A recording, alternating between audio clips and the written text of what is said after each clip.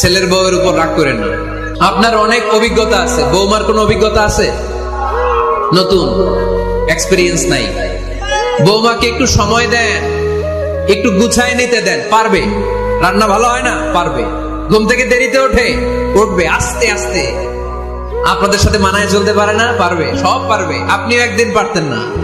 আপনি যখন প্রথম বৌমা হয়ে গেছিলেন, ওই কথাগুলো খেয়াল করেন, আপনার দিনগুলো তখন কেমন কেটেছিল। এজন্য পাড়া গায়ের শাশুড়ি আম্মারা, বউদের উপর জুলুম করেন না, অত্যাচার করবেন না। অনেক শাশুড়ি আছে পান থেকে চুন খসলে বদদোয়া দেয় বৌমারে, আছে না নাই? কিন্তু এটা কল্পনা করে না যে এটা আমার নিজের পেটে ধরা ছেলের বউ। এই মেয়ের বদদোয়া দিলে তো আমার ছেলের পরিবারের ক্ষতি, আমার নাতি নাতনিদের ক্ষতি। এই কমন যোগ বিয়োগটা বুঝে না, এটা করবেন না। কষ্ট দিবেন না বৌমাকে। খেয়াল রাখবেন, আপনি যদি আপনার বৌমাকে কষ্ট দেন, আপনার নিজের মেয়েটাও বৌমা হয়ে আরেক বাড়িতে যাবে, সেও সেই একই কষ্টগুলো পাবে। এগুলো যখন আপনারে শোনাবে, তখন আপনি শান্তিতে থাকতে পারবেন না। চিল্লায় বলেন ঠিক কিনা?